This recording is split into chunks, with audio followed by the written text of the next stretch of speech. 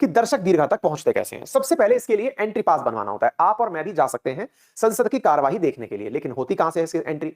इसके लिए आपको संसद के सचिवालय में आवेदन करना होता है और आवेदन करके आपको किसी सांसद से उसे वेरीफाई करवाना होता है।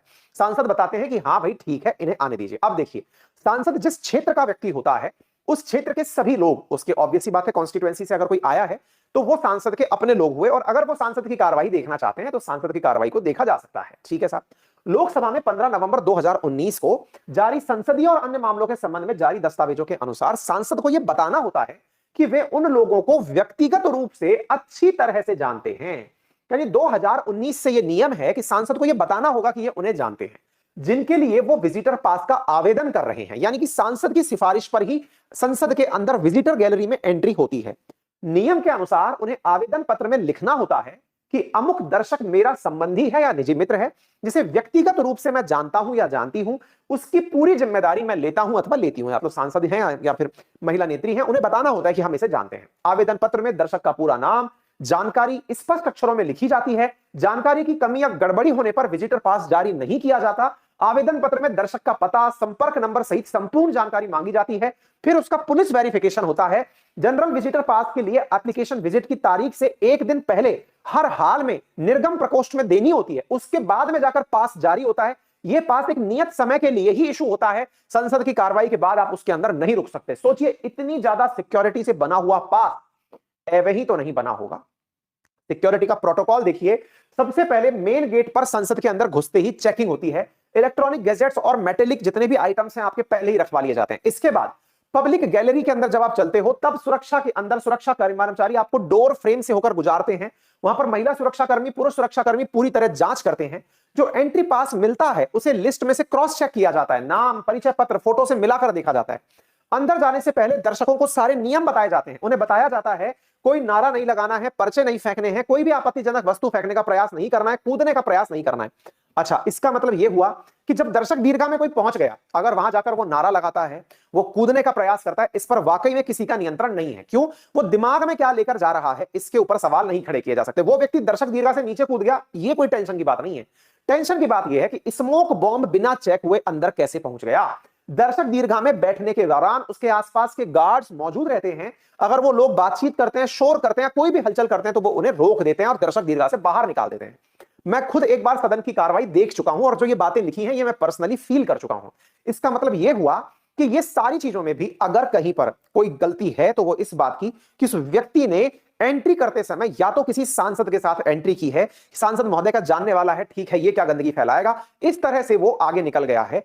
इस वजह से यह मामला निकला होगा। अब आप सुनिए 2001 की घटना, जिसकी वजह से इस घटना को इतना ज्यादा संजीदा तरीके से सोचा और समझा जा रहा है। साथियों, वर्ष 2001 के अंदर आज ही की तारीख यानी 13 दिसंबर को ऐसा ही एक कारनामा हुआ। क्या हुआ?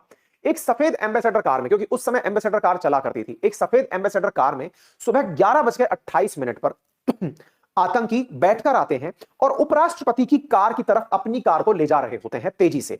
उस कार के पीछे सुरक्षाकर्मी दौड़ रहे होते हैं कि यह रास्ता तोड़कर भागी है, इसे रोकना चाहिए। और उधर से वो जो आतंकी हैं वो ले जाकर गाड़ी को उपराष्ट्रपति की कार से टक्कर मार देते हैं और गाड़ी के गेट से खुलकर वो लोग बाहर निकलते हैं। ये वो एम्बेसडर कार है, तस्वीरों में आप देख सकते हैं। ये इस प्रकार से बैरिकेडिंग को तोड़ते हुए अंदर भागती है। इसके पीछे सिक्योरिटी स्टाफ दौड़ रहा होता है। सुरक्षाकर्मी में जगदीश यादव जो हैं वो बेतहाशा भागते हुए और उनके पीछे गाड़ी को रोकने का वो प्रयास करते हैं। गेट नंबर 11 के पास उपराष्ट्रपति की कार जहां खड़ी थी वहां जाकर ये कार टकरा जाती है। इसके पीछे से दौड़े आ रहे सुरक्षाकर्मी उस पर पहुंच भी नहीं पाते थे कि इतनी देर में चारों दरवाजे खुलते हैं। बैठे हुए 5 आतंकी पलक झपकते ही बाहर निकलते हैं, चारों तरफ गोलियां चलाना शुरू कर देते हैं। AK-47 और पीछे में बंधे हुए जो ग्रेनेड वगैरह थे वो फेंकना शुरू कर देते हैं। 4 सुरक्षाकर्मी जो उसको रोकने की कोशिश कर रहे थे वो हमले के पहले ही शिकार बनते हैं। यानी जिन्होंने कार रोकने की कोशिश की उन्हें ये आतंकी गोलियों से उड़ा देते हैं। ये वो रेयर तस्वीर है जो आतंकी की भागते हुए कैप्चर की गई थी, जो कि दूसरे गेट की तरफ भाग रहा था। आतंकी मेन गेट से होकर के इस प्रकार से अब एंट्रेंस गेट की तरफ, जहां से संसद में एंट्री की जा सके, आतंकियों को यह नहीं पता था कि लोकसभा और राज्यसभा की एंट्री कहां से होती है। वो दरवाजों की तरफ भाग रहे थे कि कहां से अंदर एंट्री की जाए और रास्ते में गोलियां और ग्रेनेड बरसा रहे थे। गेट नंबर 11 की तरफ से हो रही इन गोलीबारियों को सुरक्षा एजेंसी माकूल जवाब देने के लिए तुरंत तत्परता से तैयार हुई और एनएसजी इस बात को समझ चुकी थी कि यह फयादीनी हमला है, यानी आत्मघाती है। अगर इन्हें मारने का प्रयास किया गया तो ये बम से खुद को भी उड़ाएंगे और संसद को भी नुकसान पहुंचाएंगे। कमांडो यहां पहुंचते हैं, स्थितियों को नियंत्रण में लेते हैं। 40 मिनट के अंदर पांचों आतंकियों को गोलियों से भून दिया जाता है। आप यहां पर सुरक्षा फोर्सेस को पहुंचते हुए तत्परता से देख सकते हैं। पोजीशन लिए हुए सुरक्षा फोर्सेस आपको यहां पर दिखाई देती हैं। भारत के 9 जवान इस पूरे की पूरे काम में, इस पूरे संसद की सुरक्षा में शहीद हो जाते हैं। हालांकि सुरक्षा बलों के द्वारा लिया गया जो सूझबूझ से कार्य था उसकी वजह से एक बहुत बड़ी अनहोनी होने से टल गई, क्योंकि इनका मकसद अंदर पहुंच करके सांसदों को बंधक बना करके अपनी मांगे मनवाने का था। लेकिन सुरक्षा कर्मियों के चौकन्ना रहने से ऐसा कोई भी सपना उनका पूरा नहीं हो सका। आतंकी ढेर हो गए। आतंकियों के ढेर होने पर धीरे धीरे यह ढूंढा गया कि ये पहुंचे कैसे। 13 दिसंबर के दिन हुई इस घटना की जांच होते हुए 15 दिसंबर को पहुंची और जानकारी निकलकर आई कि जैश-ए-मोहम्मद नाम का एक आतंकी संगठन है जो कि जम्मू कश्मीर से ऑपरेट कर रहा है। उसके आतंकियों के द्वारा यह हमला प्लान किया गया और इसी के अंदर एक नाम निकलकर आया अफजल गुरु नाम के आतंकी का। अफजल गुरु को तत्काल प्रभाव से पकड़ करके उसे 10 दिन की पुलिस रिमांड पर भेज दिया गया। लेकिन 2001 से 2005 आ गया, लेकिन उसे ना तो कोई फांसी हुई, बस ट्रायल और फांसी की सूचनाएं ही समाचारों में चलती रही।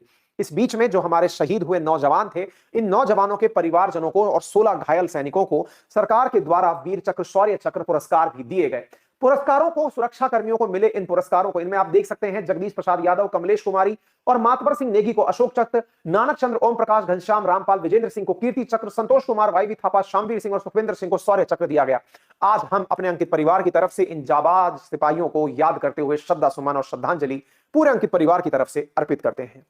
साथियों, हमने श्रद्धा सुमन अर्पित किया, लेकिन इनके परिवारजनों ने देरी हो रही इस न्याय से परेशान होकर 2006 में पार्लियामेंट हमले के इन सभी सैनिकों के परिवारजनों ने अपने मेडल्स रिटर्न कर दिए, कहते हुए कि आप एक आतंकी को सजा देने में इतनी देर क्यों लगा रहे हैं। अफजल गुरु के मांग के लिए ये और ज्यादा चीजें आगे चलती रही। अंत में जाकर के 2013 की फरवरी में अफजल गुरु को तिहाड़ जेल के अंदर फांसी दी गई। हालांकि इसको बचाने के लिए भी कई प्रयास किए गए, कई प्रकार के पॉलिटिकल प्रेशर क्रिएट किए गए। लगभग 12 साल बाद अफजल गुरु नामक आतंकी को फांसी की सजा दी गई।